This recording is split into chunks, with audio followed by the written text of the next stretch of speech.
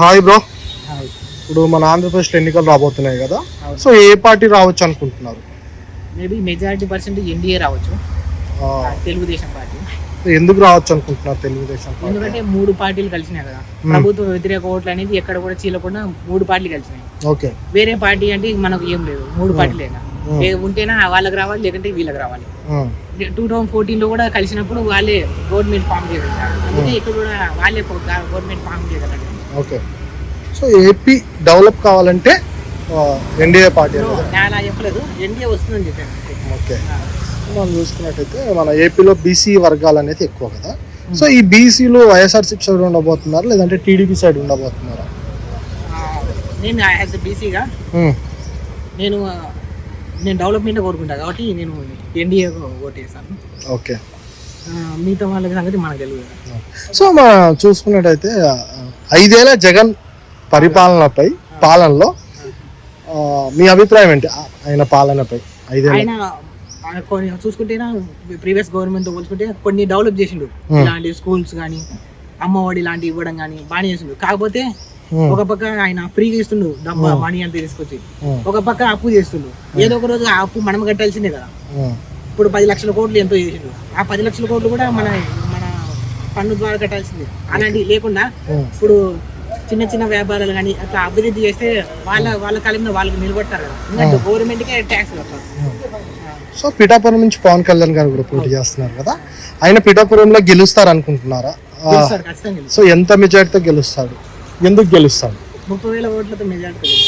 ఎందుకు గెలుస్తారు అనుకుంటున్నారు? ఎందుకంటే అక్కడ పిఠాపురంలో ఎక్కువ మంది చదువుకున్న వాళ్ళు ఉన్నారు కాబట్టి వాళ్ళు ఫస్ట్ డెవలప్మెంట్ చూస్తారు. అది కాక వాళ్ళు ఎక్కువ మంది యూత్ అక్కడ ప్రభావితం చేసి యూత్ ఓట్లు కాబట్టి వాళ్ళు ఎక్కువ పవన్ కళ్యాణ్కి ఓటు ఎక్కించడానికి ఎక్కువ అవకాశం. అది వాళ్ళ క్యాస్ట్ వాళ్ళు కూడా ఎక్కువ ఉంటారు. సో జగన్ ఆస్తుల తాకట్టు పై మీ అభిప్రాయం ఏంటి? జగన్ ఆస్తుల తాకట్టు అంటే ఆయన ఏమంటుండే మనకి ఇస్తుందిగా, నీకే ఫ్రీగా ఇస్తున్నా కాబట్టి నేను ఆ తాకట్టు పెట్టాల్సి వస్తుంది అంటాను. కానీ ఏమంటానంటే నేను ఎంప్లాయ్మెంట్ క్రియేట్ చేస్తేనే మనకి సోర్స్ ఆఫ్ ఇన్కమ్ జనరేట్ అవుతుంది, ఆ సోర్స్ ఆఫ్ ఇన్కమ్ తోనే మనం ఎక్కువ చేయొచ్చు కదా అంటాను. ఓకే. సో ఒకవేళ ఎంప్లాయ్మెంట్ క్రియేట్ అవుతే అప్పుడు ఆంధ్రప్రదేశ్ అనేది డెవలప్ అవుతుంటారు. అంతేకాకుండా ఇప్పుడు 2014లో జన్మభూమి కమిటీ అని చెప్పి నారా చంద్రబాబు నాయుడు గారు పెట్టారు, జగన్ గారు వాలంటీర్లు అని చెప్పి పెట్టారు. సో ఆ జన్మభూమి కమిటీ బాగా వర్క్ చేసిందా, వాలంటీర్లు బాగా వర్క్ చేశారు? వాలంటీర్ బాగా వర్క్ చేశారు. సో ఒకవేళ పెన్షన్ ఇలాంటివి వాలంటీర్ వ్యవస్థనే బాగా పనిచేస్తుంది. ఓకే. సెంట్రల్లో కూడా చూసుకున్నట్టయితే సెంట్రల్లో కూడా ఎలక్షన్స్ వస్తుంది. సో సెంట్రల్లో మళ్ళీ బీజేపీ రావచ్చు అనుకుంటున్నారా, కాంగ్రెస్ వాళ్ళు రావచ్చు? బీజేపీ ఎలా చెప్పగలుగుతున్నారు బీజేపీ? ఇప్పుడు ఆయన తీసుకునే డేరింగ్ ఛాలెంజెస్ కానివచ్చు, ఆయన మోడీ యొక్క బ్రాండింగ్ వాల్యూతోనే ఆయన 300 అవుట్ ఆఫ్ సీట్ గెలుస్తారు ఖచ్చితంగా. వాళ్ళకి సపరేట్ క్యాంపెయినింగ్ కూడా అవసరం లేదు. అదే కాక సెన్సిటివ్ టాపిక్స్ అనేవి టచ్ చేస్తుంది. ఇప్పుడు కచ్చది కానీ ఇంకోటి రామ మందిరం ఇష్యూ కానీ ఇలాంటివి, బాబ్రీ మసీద్ కానీ ఇలాంటివి టచ్ చేస్తుంది కాబట్టి ఎక్కువ మంది హిందువుల ఓట్లు కానీ ముస్లింల ఓట్లు కానీ కూడా పడేదానికి అవకాశం ఉంది. సో మన ఏపీకి వచ్చినట్టయితే ఏపీ రాజకీయాల్లో వైఎస్ షర్మిల గారి పాత్ర ఎంతవరకు ఉండొచ్చు అంటారు? ఆమె కవిత షర్మిల గారు కడప ఎంపీగా పోటీ చేస్తారని ఒక గాసిప్ నడుస్తూ ఉంది. దాంతో మేబీ అక్కడ కడప ఎట్లా అంటే కాంగ్రెస్ ఓట్లే వైఎస్ఆర్సీపీకి కన్వర్ట్ అయింది కాబట్టి మెజారిటీ కొంచెం తగ్గచ్చు వైఎస్ఆర్సీపీ క్యాండిడేట్గా పోటీ చేసి అవినాష్ రెడ్డి గారికి.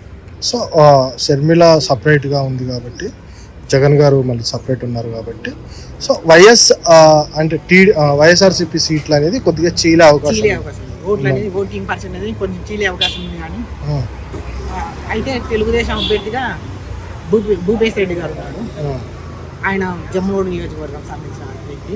కానీ ఆయన ఇంకొంచెం ఇంప్రూవ్మెంట్ కావాల్సి వస్తుంది నాయకుడు గారు. సో మనం చూసుకున్నట్టయితే నారా చంద్రబాబు గారి నియోజకవర్గం నుంచి పోటీ చేస్తున్నప్పుడు నారా చంద్రబాబు నాయుడు గారు ఉన్నారు కదా, ఆయన పోటీ చేస్తున్న నియోజకవర్గం నుంచి కుప్పంలో ఆయన ఎంత మెజారిటీతో గెలవచ్చు అనుకుంటున్నారు? ఇక్కడ మనం చూసుకుంటే 2014లోనే వైసీపీ హవా దండిగా ఉంది, అలా చాలా ఉండేది. అలాంటి హవాలోనే 30,000 ఓట్లతో మెజారిటీ గెలవగలిగాడు నారా చంద్రబాబు నాయుడు. అది ఆయన కంచుకోట.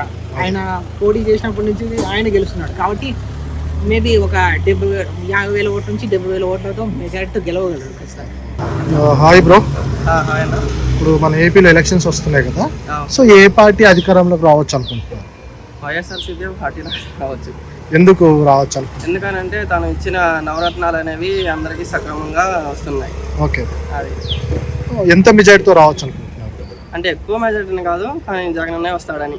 ఓకే, సో ఇప్పుడు ఏపీకి కావాల్సింది పథకాల డెవలప్మెంట్ కావాలి. సో ఎలాంటి డెవలప్మెంట్ ఉంటే బాగుంటుంది అంటారు? ఎలాంటి డెవలప్మెంట్ అంటే మంచి మంచి కంపెనీలు స్టూడెంట్స్ కానీ అందరికి కానీ యూజ్ అయ్యేవి అలాంటివి. సో జగన్ గారి ఆస్తుల తాకట్టుపై మీ అభిప్రాయం ఏంటి? No comments. మనం చూసుకున్నట్టయితే ఏపీలో డెవలప్మెంట్ జరగాలంటే ఎవరు గెలవాలి? అంటే జగనే గెలవాలనుకుంటున్నారా? పక్క జగన్ అన్న గెలవాలనుకుంటున్నాను. సో డెవలప్ అవుద్ది అంటారా? సో మనం ఇప్పుడు 5 ఏళ్ల పరిపాలన, జగన్ గారి 5 ఏళ్ల పరిపాలనలో దానిపైన మీ అభిప్రాయం ఏంటి? ఈ 5 ఏళ్ళ పరిపాలన అంటే ప్రతి ఒక్కరికి యూజ్ ఉంది. చాలా వరకు అందరూ లాభపడ్డారు. అందుకే ప్రజలందరూ కూడా జగన్ అనే రావాలని కోరుకుంటున్నారు. సో ఇప్పుడు జగన్ గారి కన్నా చంద్రబాబు నాయుడు గారు ఎక్కువ పథకాలు ఇస్తా అంటున్నారు. ఎక్కువ పథకాలు ఇచ్చింటే 3 సార్లు చేశారు కదా, మరి అప్పుడు ఎందుకు ఇవ్వలేదు, మళ్ళీ ఇప్పుడు ఎందుకు ఇస్తానంటున్నారు? మళ్ళీ జనసేనతో కానీ బీజేపీతో పొత్తు ఎందుకు పెట్టుకోవాలనుకుంటున్నారు? సో మనం చూసుకున్నట్టయితే ఏపీ రాజకీయాలపై వైఎస్ షర్మిల గారి ప్రభావం ఎంతవరకు ఉండొచ్చు? వైఎస్ షర్మిల గారు అనేది పులివెందుల వరకే, ఏపీ మొత్తానికి అయితే రాదు. ఓకే, సో నో అంటే ఓట్లు చీలే అవకాశం ఉంది కదా? అవును, అక్కడ వరకు చీలే అవకాశం ఉంది. రాష్ట్రం మొత్తం అయితే చీలే ఛాన్స్ లేదు. సో మళ్ళీ వైఎస్ఆర్సీపీఐ గవర్నమెంట్ ని ఫామ్ చేస్తుంది. మనం చూసుకున్నట్టయితే ఆంధ్రప్రదేశ్లో బీసీ వర్గాలు అనేది ఎక్కువ. సో ఈ బీసీ వర్గాలు అటు వైఎస్ఆర్సీపీ సైడ్ ఉండబోతున్నారా లేదంటే టీడీపీ సైడ్ ఉండబోతున్నారా? అది సగం సగం ఉంటుంది.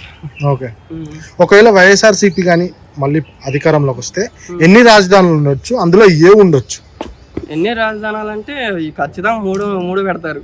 మూడు ఎందుకంటే ఆల్రెడీ ఒకసారి 3 ఇన్వైట్ చేశారు కాబట్టి మళ్ళీ ఇప్పుడు మార్చడానికి ఛాన్స్ లేదు కదా.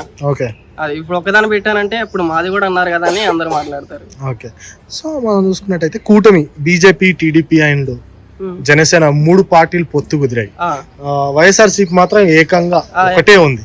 సో దానిపైన మీ ఒపీనియన్ ఏంటి? ఏకంగా అంటే ఇప్పుడు వీళ్ళందరూ ఎంతమంది వచ్చినా కూడా సింగిల్ గా పోటీ చేయాలని, వేరే వాళ్ళతో పొత్తు పెట్టుకోకుండా. ఏంటంటే జగన్ అన్నకి ప్రజల అండ ఉందని ధైర్యం అతనికి. ఓకే.